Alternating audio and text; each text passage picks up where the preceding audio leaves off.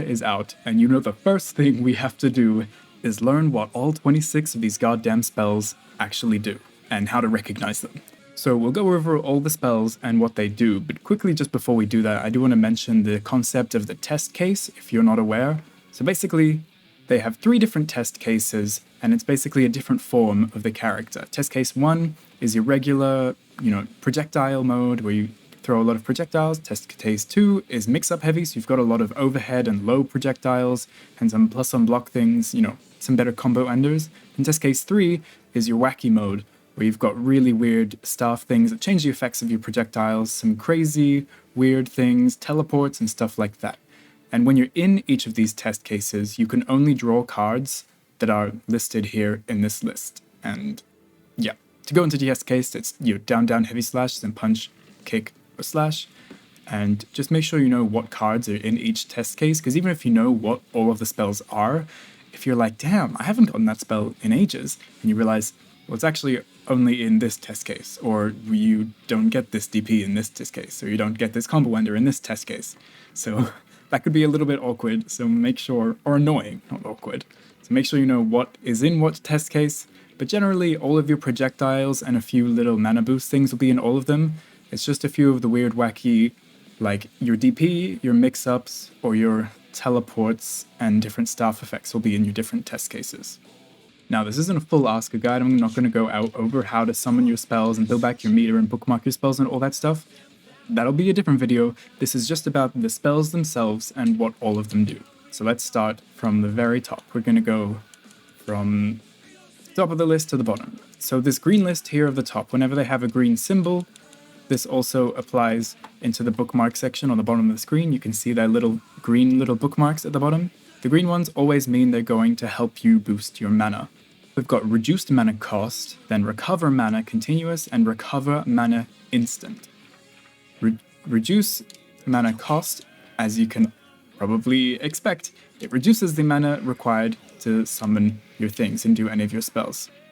So I can throw out this staff, bookmark a new spell, summon a new one, throw out a bunch of projectiles, and as you can see, they're really not costing much of my mana because my mana has been reduced. For all of the spells that I throw out, they cost less. And as you can see, that little flame on top of it means that everything is costing less. The second bookmark, the one with the little green line underneath it, means that your mana recovers faster. So as you can see, it's recovering by default. It's almost like you've got positive bonus for your mana gauge. So you can, still throw out your projectiles. They'll cost the same amount, but as you can see, I build back my mana passively. The third one with a little blue bar and some sparkles means you instantly just get all of your mana back. But unfortunately, it also means that it takes all of your spells away from you. So if I am really, really low on mana, I've been spending, tons of stuff and I'm really, really low, I can throw this out to get all my mana back, but it takes everything else away from me. So if you go for this, maybe you want to go for your super. It gives you all of your spells back, and you can choose things that you want now that you have mana and spells. But yeah, unfortunately, although it's really good that it gives you all of your mana, it also takes all your spells. So just to recap these mana regen spells, the one with the orange bar just makes it so things cost less. The green bar makes it so you regenerate passively, and the blue bar is instant, but it takes away your spells. Now for the yellow spells, we've got the different bookmarking spells. So whenever they have a yellow icon behind them, it means they're about bookmarking stuff. So we've got full import, then random import, and auto import. Now I have full import bookmarked in my punch spell slot. So if I spend all of my other spells and don't bookmark them afterwards for some reason, I can use this full import and it gives me back all of my spells. And it doesn't give you the mana back, so you'll need to regenerate that as well. But as you can see, it just completely refilled all of my empty slots, but it will only do that. It'll only refill the empty slots you have. So as you can see, if I use it, it only replaces that one that was empty, but it also replaces itself, which is kind of handy. So I can spend a bunch of stuff, I've spent all these things, and then I throw this. Now I've got all new spells, I don't have to worry about re-bookmarking them all. And going through the whole cycle. Random import, just like it sounds, completely shuffles your hand and randomizes all of the spells that you have from your current test case. So it'll just give you completely new spells. If you really don't like whatever you have, you're like, oh, just change it. I'm like, ooh, now I can just go boop, boop, boop, boop, boop, and throw out tons of projectiles and maybe win the game. But unfortunately, if you have spent some of your spells, this will only randomize the spells that you already have existing in your bookmark deck. So you see if I use it now, it'll only randomize those 2 spells that I already have, and it won't give me back my empty spell slots, and I'll have to bookmark those individually, which kind of sucks. And then auto import is probably my favorite, because when I use that, it makes it so all the spells that I use automatically refill with other spells. So I don't need to use the bookmark at all. And as long as this is active, I can just keep throwing spells out. And as long as I've got the mana, I can just keep going one into another, and into another. And all I have to worry about is using my spells, building back mana. And that's like the crazy mode, when you can just throw. You don't have to do what you usually do, which is like throw, bookmark, bookmark, rebuild your mana. All you have to do is throw, rebuild your mana. So it's really cool, and just lets you super cycle through tons of spells, be like, oh, I don't really want this one, let me just use it and get it out of the way. It's a really, really fun mode. So from our bookmark spells, we have full import, which give us all of our spell bookmarks back, random import, which just shuffles the cards that you already have, and auto import makes it so that whenever you spend a spell, you will automatically replace it. Now let's go through our wacky staves that we can put on the screen, and they change the effects of our projectiles. So we'll start with high pass filter gravity and low pass filter gravity. And the staves you put on the screen will all be indicated by a blue background, and they will all change the effect of your projectiles in some way. So if I put this punch one down, this is decreased gravity, which also means that Asuka can now jump higher. Right? Usually he has a little bit of a low jump, but now when I put this decreased gravity thing on the screen, look how much higher I can jump. Especially if I make a super jump, he jumps really high now. And that also means when I throw projectiles through this, they get this weird gravity effect where they kind of get pushed into the air and then they fall back down, and that starts this weird bouncing effect, which is really cool because that is a ton of screen control. The cubes are already ridiculous at screen control, but now they're bouncing up and down, doing crazy stuff. It's a really, really strong spell. Now, the increased gravity, as you can imagine, makes Asuka jump lower, and when I throw projectiles through it, it forces them straight to the floor as well.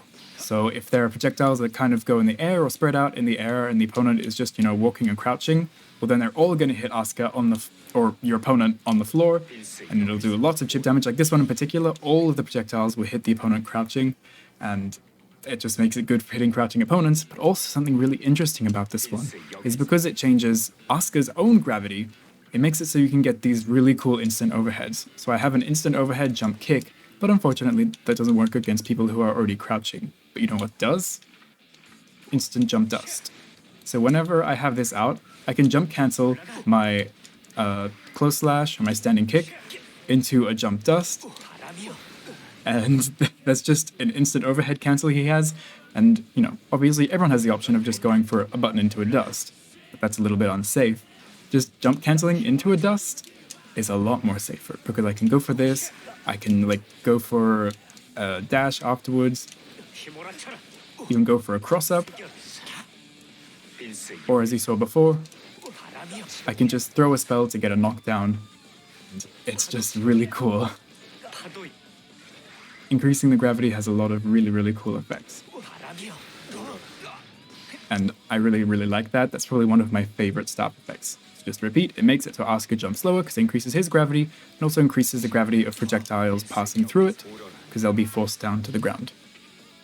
Now we've got accelerate and decelerate for a shooting time stretch. And as you can imagine, these are pretty simple staff effects. You put it on the screen, and then when your projectiles go through it, they're really quick. And actually this is better used from full screen, so you can really see how fast it is.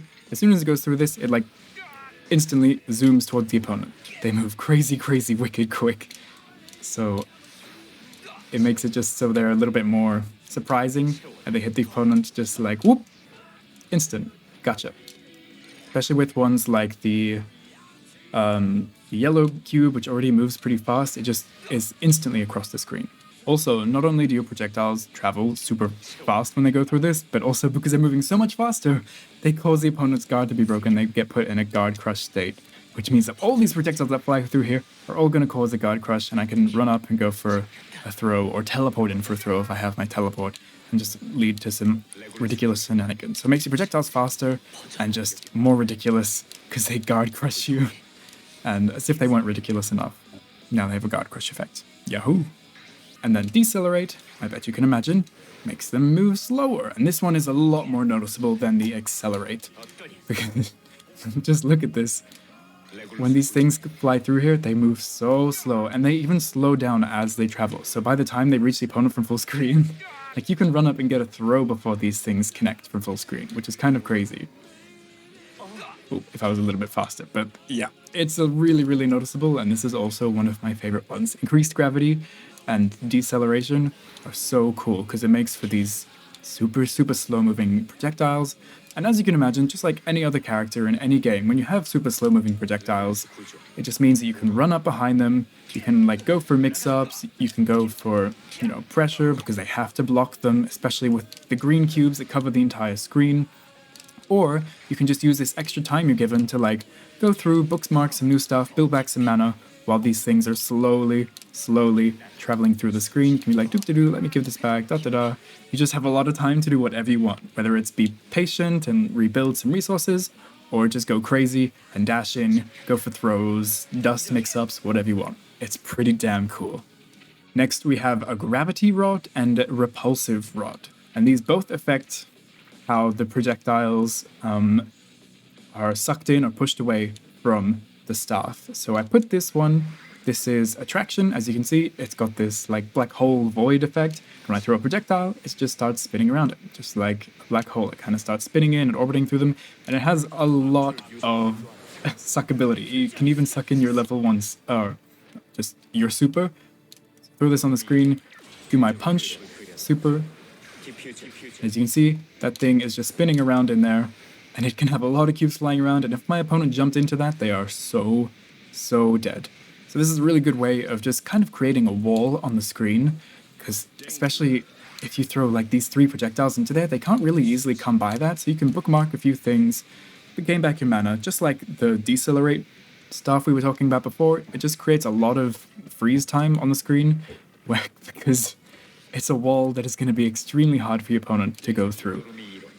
And as you can see, you can also change where it is summoned by either just holding a direction when you summon it. So if I do it normally, it'll just summon there. If I hold back, it'll summon kind of on top of me, and if I hold forwards, it'll be on top of the opponent, which is kind of cool because if you already have them knocked down or full screen, you can have the cubes spinning around on top of them at the full screen where they already are.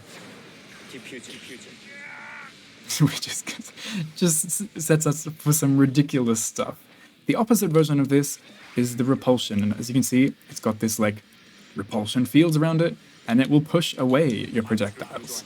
And this one, I'm not actually too sure as to its use, because it does create some really interesting things like that, like your level 1 just gets basically stopped in its tracks, but I don't see this one as easily usable as the attraction one, because as you can see, it does make your projectiles kind of go towards the ground, so it's kind of like the increased gravity one, but it can also just very frequently make your projectiles whiff, because it'll just make them either like totally bounce away, like see 2 of the projectiles completely didn't even go towards the opponent, or sometimes they just bounce up because they get bounced off the floor here and then super fly over the opponent.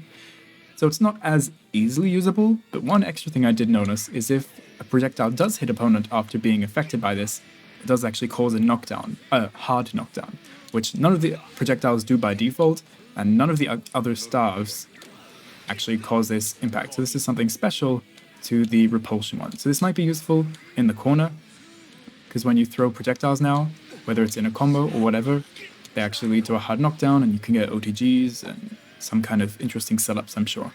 Now, in our next category of spells, we have the orange spells, which are basically just all your kind of normal projectile-y thingies, especially these first 4. So these are kind of your most common things you get from any of your test cases. We've got all these different metrons, and I think they're called like howling and delayed or whatever, but we'll just call it blue, yellow, green, and red explosion. So the blue one is just your default one. It comes out really quick, travels decently quick, and is pretty simple. The yellow one is a little bit slower to come out, but as you can see, it also has 3 hits, but it also travels at a similar distance.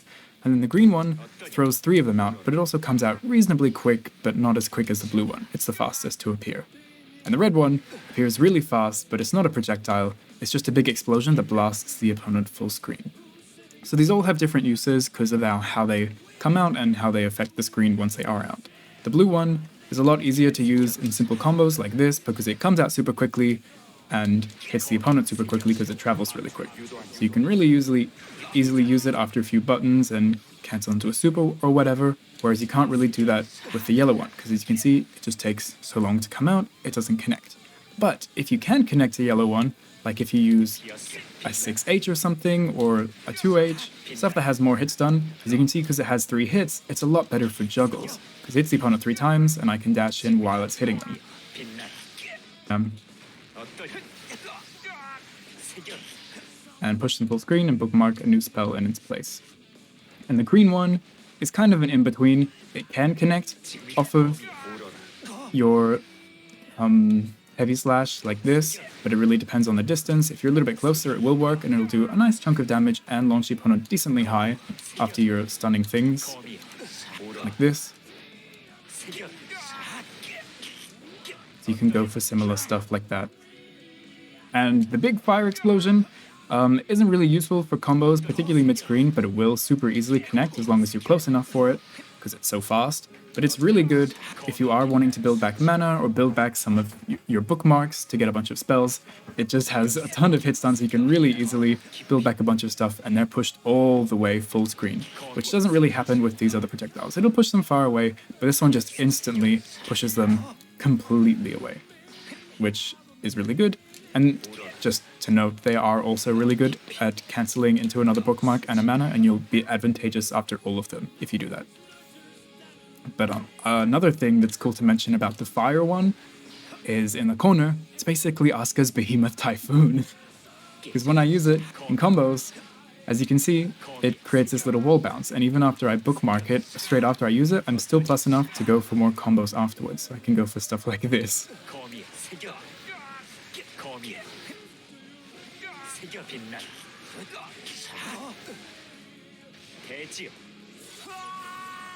Which is easy, only costs you some spells, and I'm sure you could build back mana before you actually go for the wall break. So pretty cool meterless combos using that fire explosion in the corner.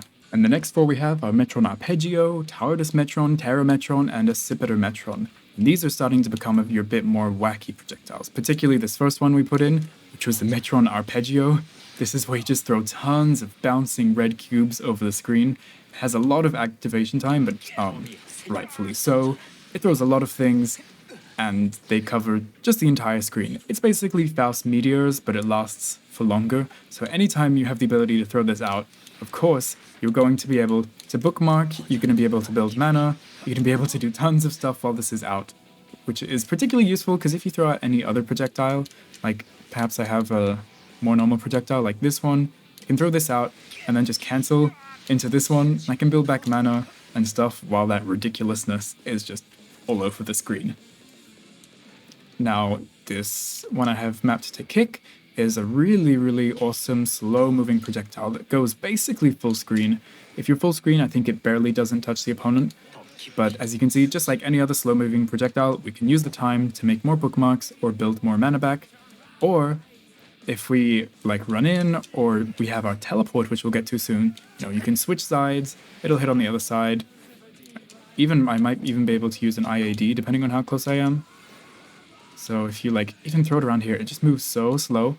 You can change to the other side, and then they have to block this. It's multi-hitting, so super easy to confirm off of into whatever combo you feel like going for. And of course, if they're blocking, then the 3 hits means you can dash up, go for mix or pressure or whatever you like. So it's really good for either holding your opponent back, because this thing is massive, they have to really commit to a super jump into a dash over it or something. You can build back a ton of resources while you wait, or you can use it for cross-ups with an IAD or a teleport, or just use it for combo extensions or pressure, because just like the others, it can also be used for that. Now, in our slash, we have this long reaching low, which is another one of the really ridiculous specials. This thing reaches so far, and it's like an instant low. It's kind of similar range as Kai's Stun Dipper, but it's a projectile Stun Dipper. You don't have to go close to the opponent, you don't have to make yourself unsafe, you can just throw this out whenever you like. And the opponent is launched so high into the air that, like, even if you use it from not super close range, you can super easily get conversions off of it. And if you are up close, then you can get really good conversions. You can get like 2 close slashes into whatever. This thing is crazy, and it is an awesome mix-up tool that I think you should pay attention whenever you get this in your bookmark tabs.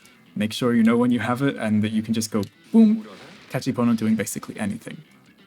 It's super good. Extends combos, just like everything, it's obviously super plus, but it's just a fast, long-reaching low. It's crazy. So whenever you're in neutral and the opponent, is working back and forth and stuff, throw this out, you catch them. You either get a combo, bookmark a bunch of stuff, mana. It's crazy. And then the perfect balance to that. It's like the antithesis is if you have a long-reaching low, well, you also have to have a long-reaching tracking overhead. That's like, someone called it like an Ask Me Anvil or like an safe just falling in the opponent's head. It is really, really funny looking, but it's just this massive bowling ball, lands on the opponent, and, shockingly, extends for combos. So you can just throw this out in neutral, or particularly probably going to be using it if the opponent is already blocking, perhaps they're blocking your fast slash. You can just throw this out, and it's a mix-up in between that and your low, and they just get bonked by an overhead, and you can super, super easily convert off of it into more damage, or just push them full screen into your zoning game. It is ridiculous, and it works from anywhere, except for totally full screen. It's pretty similar to Arbiter's Sign in that way, that the amount of distance that it travels, but when you are within the distance, it'll track the opponent's position, and it's just like a ridiculous version of Arbiter's Sign that is just mega easy to start combos with, has slightly better tracking, it seems, and because it can be cancelled, it's totally safe. So another crazy, crazy projectile option. And those two are ones you're going to find in your second test case, where you have a little bit more overhead low mix, and the last one of your orange spells is your Aquila Metron, which is your DP. And you only have one of these, and it's only in test case 1.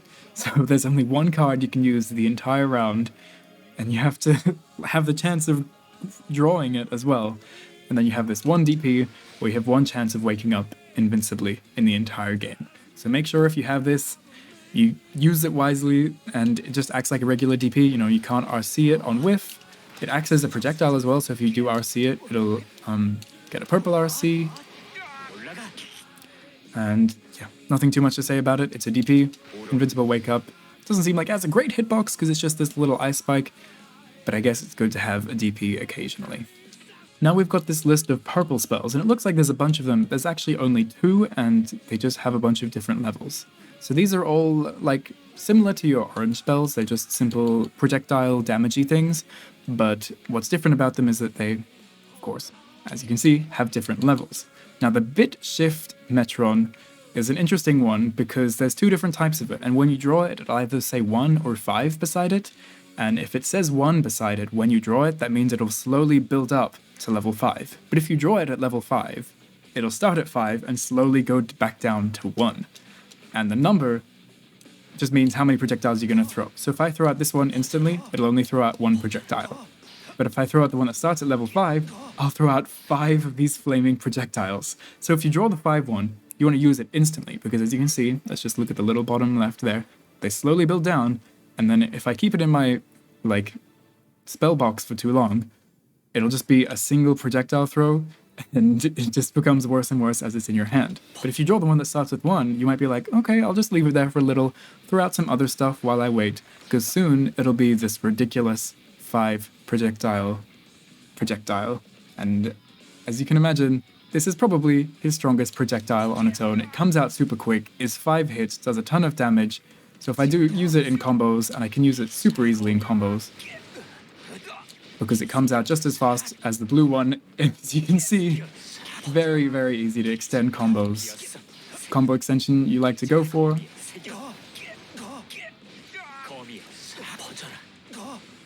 and just completely exploding the opponent. Keep in mind, this is damage against Asuka with his mana shield on, so it's gonna do a lot more damage against low life characters, or Asuka without his shield. So this is a crazy projectile, possibly even better than his green projectiles or his massive, like, rift summon red projectiles, because it summons so many of them, and they do a spread like the green, and they do a bunch of damage, and there's 5 of them. And they come out as quickly as the blue one. So basically, it's the best of literally every of your projectile options. It's quick, does a ton of damage, has a ton of hits so you can extend combos.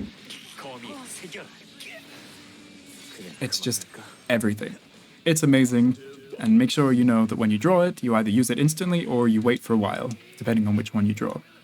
And the next one's kind of interesting, because I can actually just grab one of them. It's this simple, like, page, laser, combo ender kind of thing. Basically, it just does a chunk of damage and launches the opponent decently high, so you can either use it as a combo ender because it's really fast and launches the opponent pretty high, which means it'll have a ton of hits done, so you can build back stuff, bookmark stuff, do whatever you like, or you can use it to extend combos if you dash in.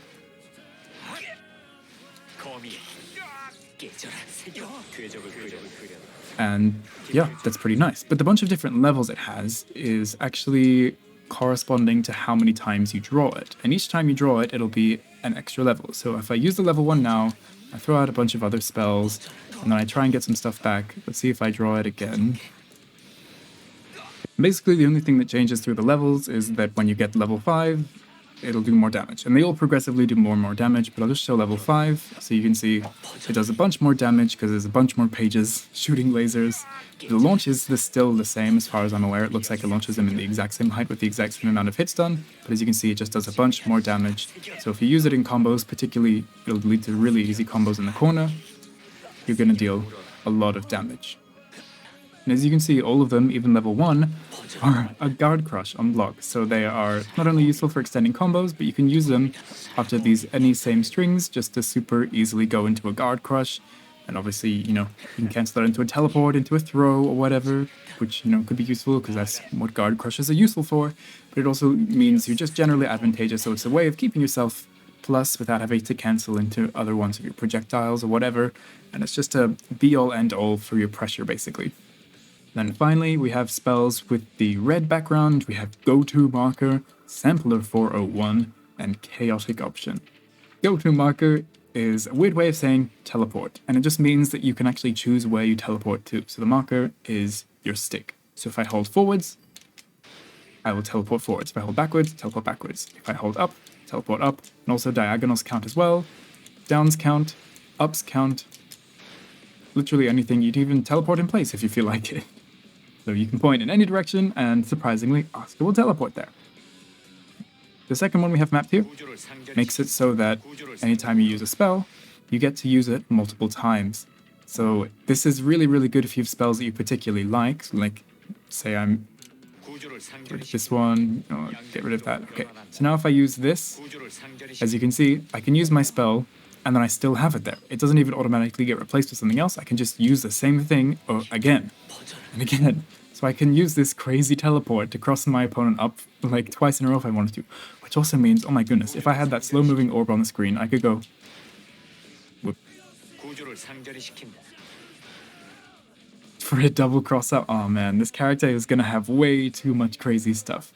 And the third one here, the Chaotic Option, just replaces itself with a random spell.